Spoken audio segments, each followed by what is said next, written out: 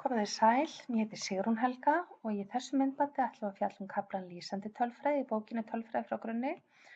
Nánar tiltekið ætlum við að fara í undirkaflann samantekt lýsistærðir. Ef við rifjum upp lýsistærðirnar okkar, ef við rifjum upp breyturnar okkar, þá skiptum við breytum upp í 4 flokka. Við skiptum gróft upp í flokkabreytur eða talnabreytur. Flokkabreyturnar gátu verið óraðaðar eða raðaðar og talnabreyturnar gátu verið samfelldar eða strjálar. Ef við erum með óraðaða flokkabreytu, þá eina lýsistærðin sem við getum notað til þess að lýsa miðju tíðastagildið. Ef hún hins vegar röðuð, þá bætist miðgildið einnig við. Allt máli gegnum talnabreyturnar, þar sem við getum notað allar þessar 5 lýsistærðir til þess að lýsa miðju talnabreytu. En ef við erum með samfellda talnabreytu, þá ekki við hæfi að lýsa henni með tíðastagildinu.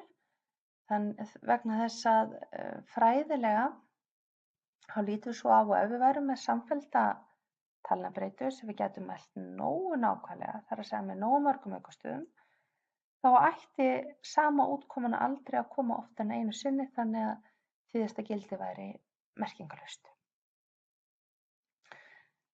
Við sáum einnig 8 lýsistærðir til þess að lýsa breytileika breytu. Ef við erum með óraðaða flokkabreytu, þá engin þeirra við.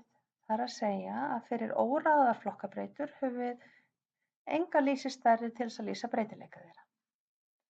Ef við erum hins vegar með raðaðar flokkabreytur, þá getum við notað 4 þeirra, það að segja spönnina, fjórðungamörkin, fimmtölusamantektina og prósentumörkin. Allt öðru máli gegnum talnabreyturnar, þar sem við getum notað allar þessar 8 lýsistærðir, hvort sem þær eru strjálar eða samfelldar. Ef við horfum nú aðeins betur á talnabreyturnar okkar, þá höfum við hérna sagt að það sé alltaf viðeigandi að nota bæði miðgildi og meðaltal til að lýsa miðju, sem og fjórðungamörk og staðalfrávik til þess að lýsa breytileika. En þið munið að það nú kannski ekki alveg svo, vegna þess að við höfum nú, þó svo sé alltaf hægt að reikna þessar stærðir, þá eru meðaltal og staðalfrávik betur til þess fallin að lýsa miðju og breytileika í sumum tilvikum en miðgildi og fjórðungamörk í öðrum. Nánar tiltekið, þá notum við meðaltal og staðalfrávik til þess að lýsa miðju og breytileika en við erum með samhverfadreifingu.